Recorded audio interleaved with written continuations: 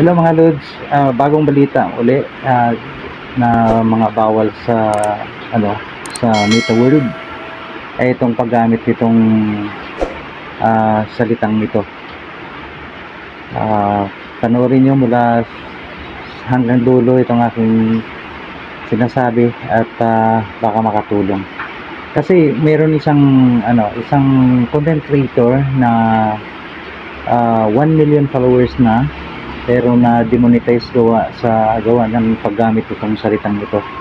So mag-ingat po tayo at ito ang ayaw ni Lolo Mitch na kasi nakikita sa algorithm, kaya ganun itong salitang nasa ibaba.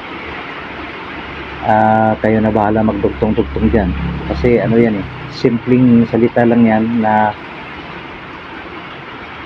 kahit ako ang babanggit na sigurado madidemonetize ako, or hindi pa naman ako na-monetize, pero baka hindi pa ako na-demonetize, na-demonetize na, sorry mga lord. So yun lang, aralan natin ang lahat ng mga bawal sa Meta World. Yun lang muna mga lords. Thank you for watching, maraming salamat and God bless.